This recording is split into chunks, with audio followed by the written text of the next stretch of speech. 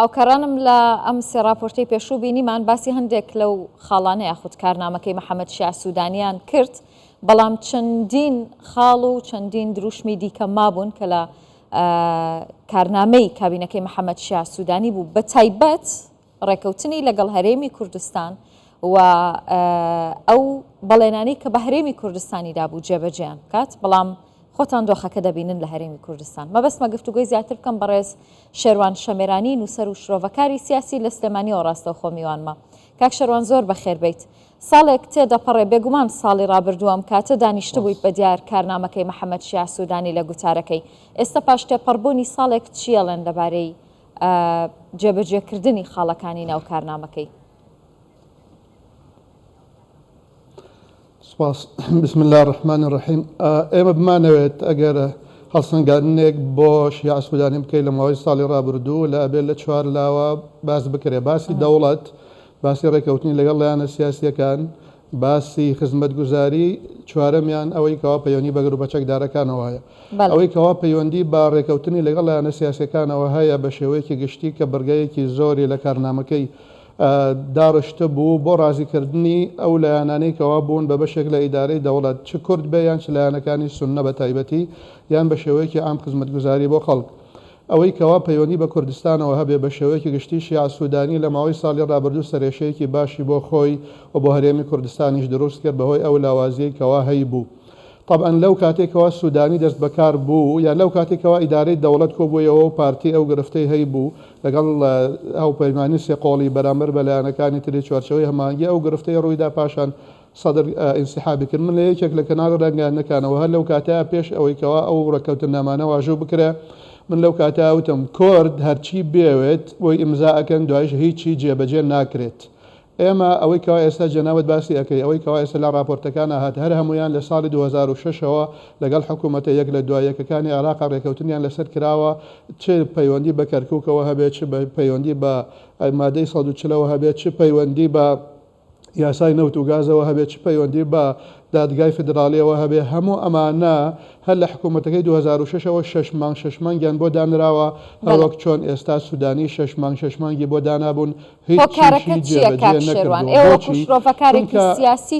بنەمایەک هەیە ئەبێ ئێمە لێی تێبگەین، بنەمایەک هەبێ ئەبێ ئێمە لێی تێبگەین.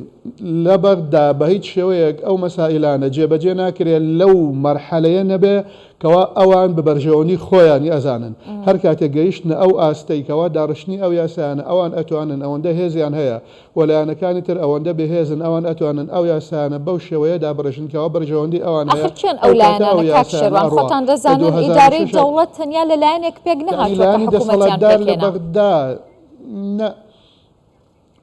ئەوەی کەوا حکم لە بەغدا ئەکات، ئێمە ئەگەر چی ناوێنەی ئیدارەی دەوڵەت بەلام لە ڕاستیا چوارچەوەی هەماهەنگیە، چوارچەوەی هەماهەنگیانی قەیس خەزعەلی لە ماوەی ڕابردوو بە ئاشکراوتی گوتە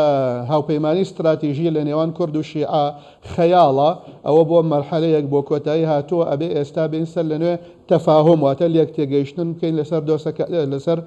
پرسەکان، لەسەر بابەتەکان. ئەوەی کەوا لە بەغدا دەسەڵاتدارە، ئێمە ئەم بابەتانی کەوا ئێستا باس ئەکرێەوە لە هەموو ڕێکەوتنامەکانە ئەنووسرێت و واژوو ئەکرێ و 6 مانگیشی بۆ دائەنرێت. طبعاً ئەوەی کەوا ئێستا جەنابەت باست کرد یاسای نەوت و غازکەوا محەممەد شیع سوودانی لە کارنامەکەی خۆی لە ساڵی ڕابردوو نووسیوەتی بۆ 6 مانگ لە حکوومەتەکەی مالیکی یەکەمی ساڵی 2006 ڕێکەوتن کرا لە هەولێر نووسرا بۆ 6 مانگ. 6 مانگ یەکەمی ما ساڵی 2007 ئەوە ئێستاش 2023 نووسراوە بۆ 6 مانگ بە هەمان شێوە، چونکە سیاستێکەیە لەلایەن بەغداوە پەیڕەو کراوە لەگەڵ هەرێمی کوردستانە پێ ئەوترێ سیاست و تەرحیل، واتە ئەو دۆسیانەی کەوا هەستیارن و پەیوەندیەکی مفسەلی جومگەیان هەیە بە هێزی ئیدارەی دەوڵەتەوە، نەک ئیدارەی دەوڵەت ئەم هاوپەیمانە ئیدارەی واتە بەڕێوەبردننی دەوڵەتداری لە عێراقا پەیوەندی بەوە هەیە ئەوان تەرحیلی ئەکەن هەتا ئەو کاتی دای ئەڕێژن بەو شێوەی خۆیان ئانەوێ. و کوردیش لەو ماوەیە تۆزێک کەم تەرخەم بووە ئەو بوارانەی کەوا پێویستی بە دەرچواندنی یاسا هەبوو و پەیوەندی بە هەرێمی کوردستانەوە هەبوو بە هەر بارودۆخێکەوە بێ، ئایا بارودۆخی ئابووری بێ، ئایا بارودۆخی هەرێمەتی و فشاری ئێران بێ، ئایا ڕازیکردن و قایلکردنی ئەمریکایەکان بێ بۆ کوردستان یان بە هەر شێوەیەکی تر بێ، کورد قایل بووە بۆ ئەوەی کەوا دەرچواندنی یاسای تایبەت بەو بوارانەوە تەرحیل بکرێت دوا بخرێت لە مانگێ لە ساڵێت لە 2 ساڵ یەکشت بڵێم ئێستا ئێمە ئەو کارنامەیەکەوە شیعە سوودانی کە شیعە سوودانی لە ساڵێک پێش ئێستاکەوە ئێستا ئەیبینی لەسەر شاشە هات لە پەرلەمان خوێندەوە محەممەد شیعە سوودانی بەدەنگی پەرلەمان لەسەر ئەو کارنامەیە بوو بە سەرۆک وەزیران ئەو کارنامەیە جێبەجێ نەکراوە ئەوەی کەوا شەرعیەتی پەرلەمانی داوە بە شیعە سوودانی کە بۆ نمونە ئێمە ڕێکەوتنی ئیستراتیژیمان لەگەڵ هەرێمی کوردستان کۆتایی هات باشە بەڵام خۆ کارنامەکەی محەممەد شیعە سوودانی بەس لە بابەتی کورد پێک نەهاتووە ئەی خزمەتگوزاری ئەی داماڵینی چەک لە دەستی هێزە چەکدارەکان ئەی ڕێخستنەوەی سوپا و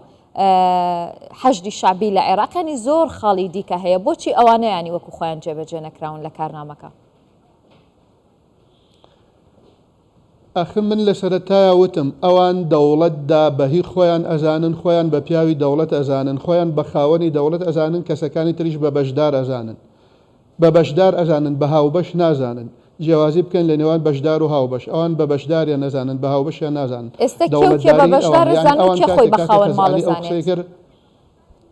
نا کورد و سنە بەشدارن شیعە خاوەندارە یعنی ئەمە حەزورەیەک نییە وەک مەتاڵێک نییە کەوا ئێستا من و جەنابەت لێرە بمانەوە ئاشکرای بکەین بۆ